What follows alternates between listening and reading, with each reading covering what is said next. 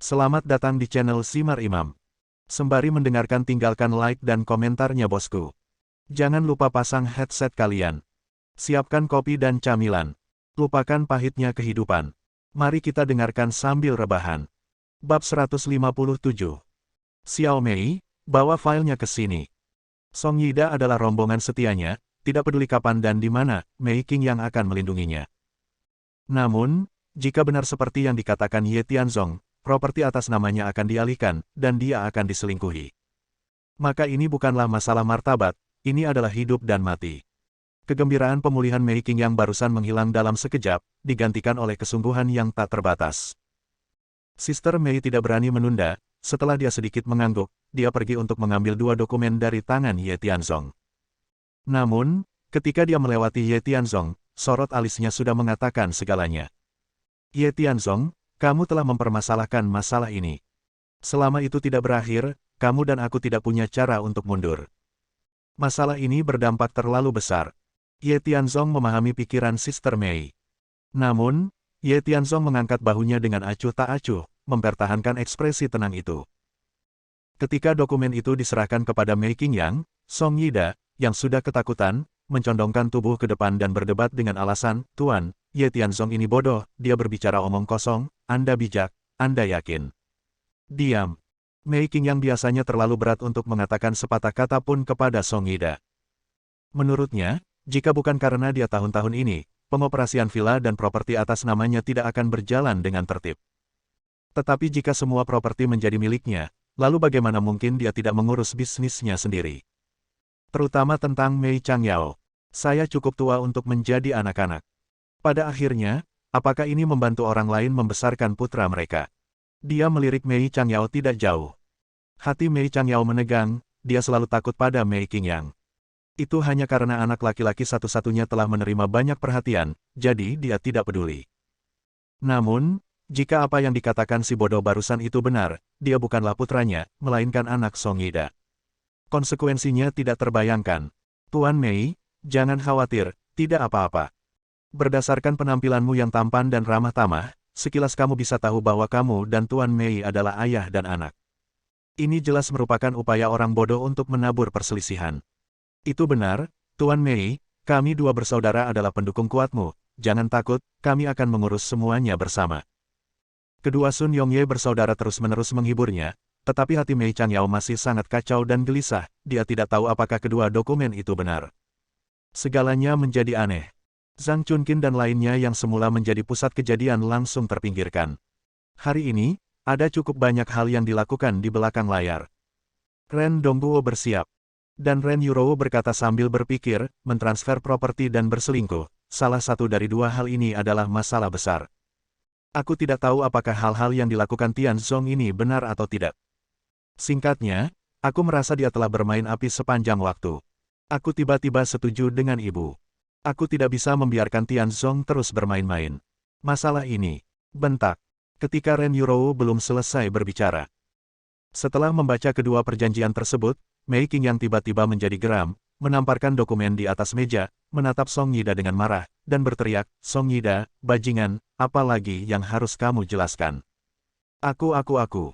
Song Yida tergagap dan membungkuk tanpa sadar untuk mengambil dokumen yang baru saja ditinggalkan Mei Qingyang di tanah, mencoba mencari celah. Meskipun hal ini memang benar, tetapi dia melakukannya secara rahasia, dan tidak akan meninggalkan petunjuk atau petunjuk apapun kepada orang lain. Dia bodoh, bagaimana dia tahu? Jangan lihat itu. Dalam dokumen itu, transfer properti memiliki segel dari 3 bank besar. Ini bukti kuat, dan Anda tidak bisa menyangkalnya. Mengenai laporan tes paternitas, saya mengumpulkan darah kalian berdua, dan itu berasal dari pusat tes paling otoritatif di Lincheng. Fakta telah membuktikan bahwa kamu, Song Yida, diam-diam mentransfer aset bos karena kesetiaan. Tidak benar bagimu membiarkan Tuan Mei Zhuang membantumu membesarkan putramu, dan itu berlangsung selama 20 tahun. Ketika kamu akan mati, kamu masih berani keras kepala. Kamu telah melakukan segala macam hal buruk, tetapi kamu masih menyangkalnya dengan segala cara.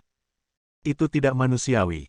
Orang yang berhati serigala dan tidak benar sepertimu harus dicerca oleh ribuan orang dan dipotong sampai mati oleh ribuan pisau. Suara Ye Tianzong keras, memekakkan telinga. terutama dorongan yang memancar, seolah ingin menelan orang hidup-hidup.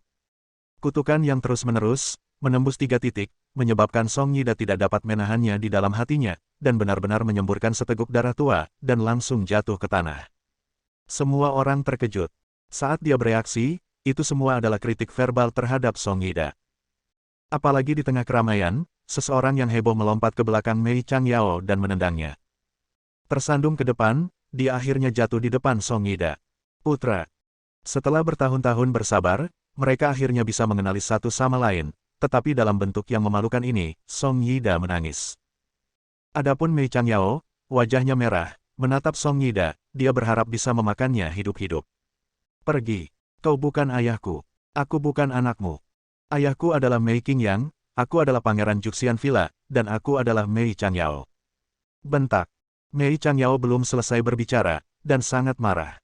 Mei Qingyang menamparkan wajahnya dengan keras, dan berkata dengan marah, bajingan. Jika kamu berani berbicara omong kosong lagi, aku akan merobek mulutmu. Ayah, aku, ayo. Mei Qingyang berteriak kasar, dan 8 Vajra Agung, termasuk beberapa penjaga keamanan lainnya, datang dengan cepat, berdiri di depan panggung, dan dengan hormat berkata, Villa Master. Bawa kedua anjing ini untukku. Diam di ruang bawah tanah villa. Setelah tubuhku pulih, aku akan membersihkannya dengan benar. Sebelum itu, gunakan semua kemampuanmu. Selama orang masih hidup dan bernafas, maka jangan biarkan mereka bersenang-senang. Kamu tidak bisa hidup, kamu tidak bisa mati, kamu tahu. Mendengar perkataan Mei Qingyang, tidak ada satpam yang berani menunda, langsung mengangguk, dan berkata dengan lantang, ya, pemilik. Pemilik. Ayah, jangan, aku anakmu. Song Yida dan Mei Changyao masih menangis sekuat tenaga. Namun, di hadapan bukti kuat, teriakan dan sanggahan mereka tampak pucat dan tidak berdaya. Begitu saja, ayah dan anak kandung, pada saat ini, diseret oleh petugas keamanan seperti anjing mati. Ye Tianzong ini benar-benar luar biasa. Itu tidak hanya menyembuhkan penyakit Tuan Mei, tetapi juga membantunya dalam urusan keluarga. Mentransfer properti dan berselingkuh Song Yida ini pantas mati. Selain itu, pemilik Mei Zhuang lembut, halus, murah hati dan sopan, dan Mei Changyao ini biasanya sombong dan mendominasi, dengan urusan keluarga yang merendahkan. Ternyata dia adalah spesies liar. Seperti yang diharapkan, seperti seorang ayah, seperti anak laki-laki, mereka berakhir seperti ini. Nasib adalah apa yang pantas kamu dapatkan. Gaya lukisannya benar-benar berubah.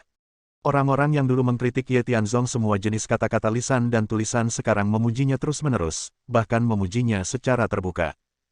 Kak Mei menghela nafas panjang lega, dia benar-benar melihat orang yang tepat. Dan Mei Qingyang sama sekali tidak merasa malu, malah karena menangani urusan keluarga ini dan memulihkan tubuhnya secara perlahan. Meskipun usianya sudah 80 tahun, dia merasa bisa hidup setidaknya sampai 100 tahun, sehingga dia bisa menjadi seperti ini, semua ini karena kontribusi Ye Tianzong. Pemuda ini memiliki masa depan yang tidak terbatas. Bodoh. Ahem, Tianzong, kau baik-baik saja. Tidak sia-sia mengajarimu apa yang biasanya aku ajarkan padamu, tapi jangan berpuas diri, kamu tetap harus terus bekerja keras. Zhang Chunqin bukanlah orang bodoh. Membantu Mei Qingyang memecahkan masalah besar, sebagai ibu mertua, status dan statusnya saat ini secara alami akan naik seiring arus. Jadi, untuk menahan panas, dia segera melangkah maju dan dengan sengaja mengucapkan kata-kata ini agar Mei Qingyang memahami hubungannya. Sungguh. Mei Qingyang mengerti, menatap Zhang Chunqin, memegang tangannya dengan penuh kasih sayang, dan berkata dengan penuh semangat, kamu adalah ibu mertua dari Dr. Ye, bukan? Suatu kehormatan besar. Merupakan keberuntunganku untuk bertemu denganmu hari ini. Kali ini. Ngomong-ngomong, jangan lakukan itu. Ren Dongguo mengikuti. Dia memiliki cinta sejati untuk Zhang Chunqin, jadi dia segera berjalan, membuka tangan Mei Qingyang, dan berkata sambil tersenyum, tapi sejujurnya, Tianzong sendiri lebih penting, keterampilan medisnya, kungfu, dan cara lainnya, semua sangat bagus. Ayah, Bu, bisakah kamu tenang? Tidak tahu kenapa. Semakin Ye Tianzong bersikap seperti ini, Ren Yuro menjadi semakin bingung. Sekarang orang tua masih datang untuk ikut campur, tahukah kamu bahwa bersamamu itu seperti bersama harimau? Selama Anda sendiri tidak kuat, Anda harus berhati-hati saat menghadapi orang sukses seperti Mei Qingyang, berjalan di atas es tipis. Jangan ikut campur dalam urusan keluarga Tuan Mei. Dan jika Tianzong bisa membantu, itu karena dia beruntung. Saya pikir pelelangan sudah selesai, jika tidak ada yang lain, maka kita harus pergi. Ren Yurou mengedipkan mata pada Ye Tianzong. Tapi Ye Tianzong memilih untuk mengabaikannya, dan menatap Mei Qingyang dengan senyuman di wajahnya. Betapa liciknya Mei Qingyang, dia segera mengerti, dan berkata, Nona Ren, jangan khawatir, karena kamu ada di sini, maka tentu saja kamu harus bersenang-senang di villa. Itu benar. Dokter ajaib Ye mengobati penyakit saya dan menjadi lebih baik, jadi sesuai kesepakatan, saya akan membayar biaya lelang 101 juta yuan. Naskah Luo Yifu, dan setelan perawatan 4 potong untuk selir kekaisaran, kamu bisa mengambil semuanya. Selain itu, izinkan saya untuk melakukan yang terbaik sebagai tuan tanah dan biarkan Xiao Mei mengaturnya untuk Anda sekali. Di villa kami, hanya tamu yang paling terhormat yang dapat menikmati layanan penuh perhatian. Jangan menolakku, jika kamu menolak, maka aku akan sangat kecewa. Mendengar kata-kata Mei Qingyang, Ren Yurou secara naluriah ingin menolak, tetapi Zhang Chunqin menariknya ke belakang dan menganggukkan kepalanya satu demi satu. Oke, karena pemilik Mei Zhuang cukup baik untuk mengundang Anda, akan terlalu dekat jika Anda tidak patuh. Menguntungkan. Beberapa, tolong ikuti aku. Kakak Mei sedikit mengangguk. Tapi Ye Tianzong menggunakan alasan untuk pergi ke kamar mandi, dan kemudian dia tiba. Penonton lain di tempat kejadian juga bubar dengan tertib. Sampai Qiu Dongshan hendak pergi, dia dihentikan oleh Ye Tianzong. Presiden Qiu, apakah Anda akan pergi sekarang? Kenapa, kamu tidak tinggal lebih lama? Hanya ada 2 dari mereka yang tersisa. Memecahkan semua orang, tetapi orang ini, di permukaan, adalah karakter kecil, tetapi kadang-kadang, orang seperti inilah yang akan memberi Anda pukulan fatal. Oleh karena itu, hal yang sama harus dibersihkan. Bab 158. Qiu Dongshan terkejut. Kudu. Punggungnya menghadap Ye Tianzong, tetapi langkah kakinya sepertinya sudah diperbaiki, dan dia tidak bisa bergerak sedikitpun. Ya, ada apa? Qiu Dongshan merasa gelisah. Saya pikir, ini bodoh, hanya mengandalkan kekuatan dan status saya sendiri, mencoba menghadapinya semudah memotong sayuran. Pada saat itu, dia bahkan mengejek adik perempuannya dengan keras di dalam hatinya, mengapa dia bahkan tidak bisa berurusan dengan orang bodoh, bukankah itu akan mempermalukan keluarga Qiu jika dia mengatakannya. Tetapi, sekarang, orang bodoh ini, di manakah tanda neurosis sekecil apapun? Mainkan Wen Tianzong dulu. Berantakan dengan Tuan Huang lagi. Hot Spring Valley melawan Eight King Kong. Lelang hari ini berulang kali menyeret Mei Changyao dan Song Yida ke dalam air. Tidak hanya dia tidak terpengaruh secara pribadi dengan cara apapun, tetapi dia juga menarik kepercayaan dan rasa terima kasih mutlak dari Mei Qingyang. Setelah berada di masyarakat selama bertahun-tahun, intuisinya mengatakan kepadanya bahwa orang bodoh ini adalah orang yang berbahaya, jadi jangan menyinggung perasaannya. Tidak mampu membelinya. Awalnya, idenya adalah melarikan diri dengan cepat untuk menghindari masalah, dan kemudian segera memberitahu orang-orangnya sendiri untuk membatalkan apa yang disebut rencana balas dendam. Karena, orang-orang seperti Ye Tianzong bukanlah sesuatu yang bisa dia provokasi. Belum lagi dia, meski dengan seluruh kekuatan seluruh keluarga, mustahil untuk menggerakkan pihak lain. Lagi pula, bagi Juxian Villa, keluarga Qiu adalah perbedaan antara gajah dan semut, bisakah mereka dikacaukan? Apa yang kamu katakan? Menghadapi pertanyaan Qiu Dongshan yang disengaja. Ye Tianzong tiba-tiba mencibir, menarik bangku dengan tangannya, duduk, dan berkata dengan ringan, berbaliklah, ada sesuatu yang perlu kita diskusikan. Saya tidak memiliki banyak kesabaran, sebaiknya Anda melakukannya, jika tidak, saya tidak dapat menjamin bahwa saya akan melakukan terlalu banyak. Melirik pada saat itu, sudah hampir jam 12. Menurut aturan 5 caebol mereka biasanya mengakhiri rapat sebelum pukul 12, lalu makan malam di restoran, dan akhirnya pergi. Namun, karena pertemuan hari ini relatif istimewa, dengan perwakilan khusus dari Serikat Caebol yang berpartisipasi, bagian itu diperpanjang. Ye Tianzong berencana untuk bergegas setelah menyelesaikan Qiu Dongshan di sini, dan itu tidak boleh terlambat. Ya, Qiu Dongshan saat ini, itu sama sekali tidak dapat bersaing dengan Ye Tianzong. Dia bahkan berpikir bahwa dialah yang membiarkan Yurou di papan rencana untuk dibantai. Jika dia ingin menyelamatkan hidupnya, yang terakhir mengatakan dia akan mundur sepenuhnya, jadi dia hanya punya satu jalan keluar, yaitu mematuhi pengaturan dengan jujur. Tidak masalah apakah Anda memukulnya atau memarahinya, selama Anda bisa melayaninya dengan baik, tidak ada masalah. Sekarang, menghadapi Ye Tianzong, awan tenang dan angin sepoi-sepoi, tetapi dia bisa merasakan niat membunuh yang terkandung di dalamnya, jadi dia tidak berani menunda sama sekali, dan segera berbalik, dengan senyum paksa di wajahnya, dan bertanya, Tuan Ye, apakah ada yang harus Anda lakukan? Datanglah kemari. Berlutut. Qiu Dongshan tidak berharap pihak lain begitu langsung. Dia sedikit bingung pada saat itu, tetapi melihat Ye Tianzong mengerutkan kening, dia langsung ketakutan dan tidak berani menunda. Dia segera mengangguk, lalu berjalan ke Ye Tianzong dengan cara yang acak-acakan. Biarkan dia berlutut dan bersujud untuk mengakui kesalahannya. Sejujurnya, dia tidak pernah mengalami hal seperti itu. Tetapi dia tahu bahwa jika dia tidak mengikutinya, konsekuensinya tidak terbayangkan. Berdebar. Tiba-tiba, kakinya bengkok, dan dia berlutut lurus di depan Ye Tianzong. Dia tidak menunggu pihak lain berbicara omong kosong, dan dia bersujud 3 kali berturut-turut. Dia tidak berhenti sampai Ye Tianzong berteriak untuk berhenti. Dan ketika dia mengangkat kepalanya, dahinya sudah robek dan berdarah, dan segala macam stasis darah menyebar ke daerah sekitarnya. Karena kamu sangat berpengetahuan, aku akan langsung ke intinya. Ye Tianzong sedikit terkejut. Saya hanya memintanya untuk datang dan berlutut, tanpa diduga, dia langsung bersujud. Pria ini, meski menyebalkan, juga pria pintar yang tahu apa yang penting. Karena dia pintar, dia menghindari banyak masalah, dia menarik napas dalam-dalam dan berkata terus terang, apa yang kamu lakukan, termasuk adikmu, membuatku sangat marah. Awalnya, saya tidak berencana untuk berdebat terlalu banyak dengan Anda, tetapi keagresifan Anda membuat saya akhirnya harus mengambil tindakan. Sekarang, Song Yida telah kalah, dan Mei Changyao telah ditendang keluar. Sejauh yang aku tahu, pendukungmu di Linceng telah jatuh. Tentu saja, saya tidak tahu latar belakang ibu kota provinsi Anda, dan saya tidak peduli. Saya hanya ingin bertanya sekarang, apakah Anda ingin hidup? Aku mau, tentu saja aku mau. Qiu Dongshan mengangguk satu demi satu, kepalanya seperti burung pelatuk, dan dia memang cukup pintar.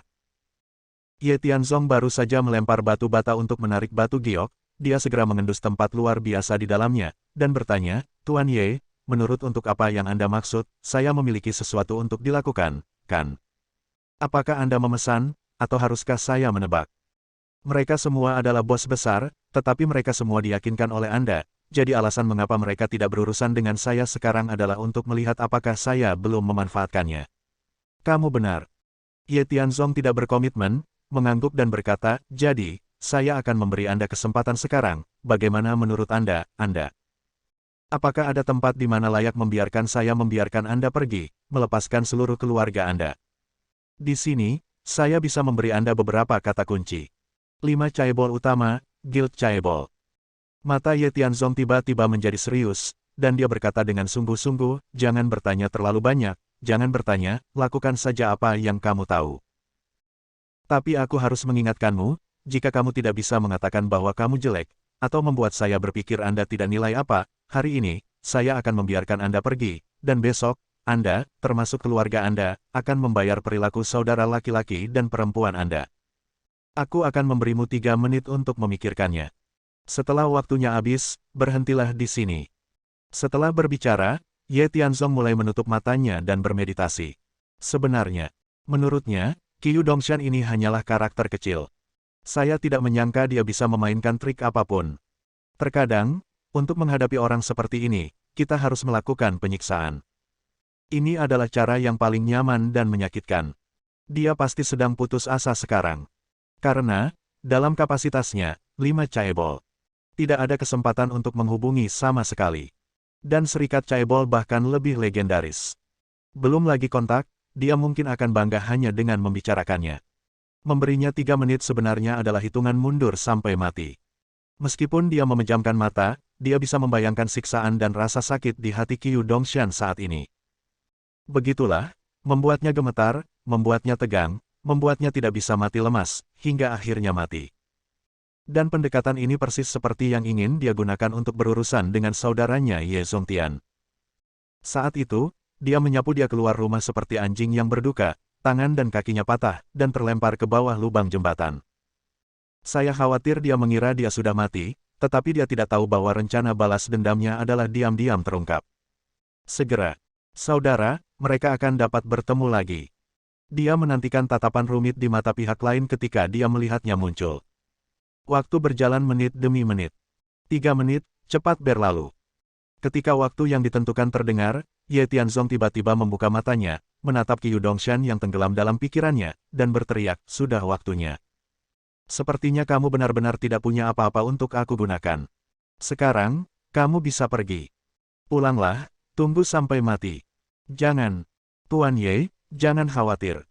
Aku punya sesuatu yang bisa aku gunakan.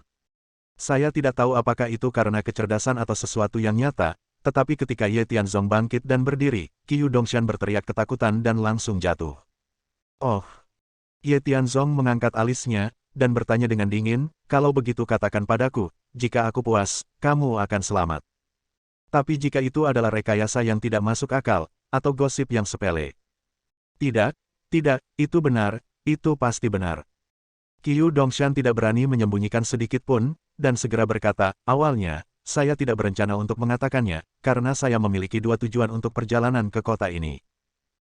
Yang pertama adalah memenangkan lelang untuk set digunakan oleh selir kekaisaran set 4 potong, rencana awalnya adalah Tuan Muda Mei akan mengambilnya terlebih dahulu, dan kemudian saya akan membelinya dengan harga murah dan kemudian menjualnya dengan harga tinggi, menghasilkan selisih di tengah, tapi siapa tahu, saya membuat kesalahan di tengah jalan. Oh tidak, Anda sampai di sana lebih dulu. Pada akhirnya, saya hanya bisa kembali dengan pena, dan saya masih memikirkan bagaimana menjelaskannya, jadi saya harus memberitahu semuanya tentang hal kedua. Dan yang kedua adalah 5 caebol besar akan mengadakan pertemuan harian kali ini, dan pertemuan ini memiliki poin khusus, yaitu perwakilan khusus akan dikirim dari asosiasi caebol untuk mengawasi linceng hal-hal di kamar perdagangan, dan saya adalah rombongan pendamping dari perwakilan khusus, dan tugas saya adalah menyelidiki sebuah perusahaan bernama Zongheng Group. Grup Zongheng. Ye Tianzong segera menjadi tertarik. Tanpa diduga, secara tidak sengaja memasukkan pohon willow dan willow ke dalam naungan, untuk melakukan tindakan yang tidak disengaja, tiba-tiba menggali rahasia besar.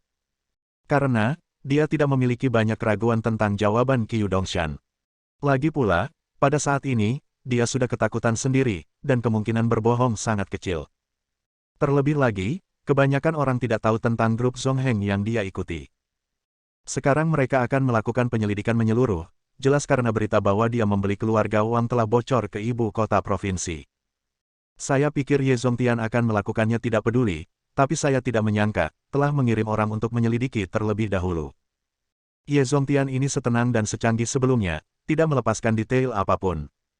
Ya, Tuan Ye.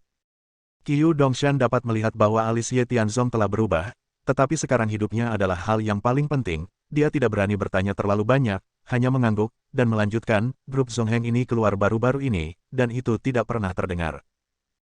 Tentu saja, dia mengembangkannya, faktanya, itu tidak ada hubungannya dengan kita, tetapi keluarga Wang dibeli oleh mereka, yang harus menarik perhatian besar dari asosiasi caebol, karena ada kesepakatan di antara mereka, kelimanya caebol hanya bertanggung jawab untuk memasok barang, tetapi yurisdiksi mereka sendiri masih bebas.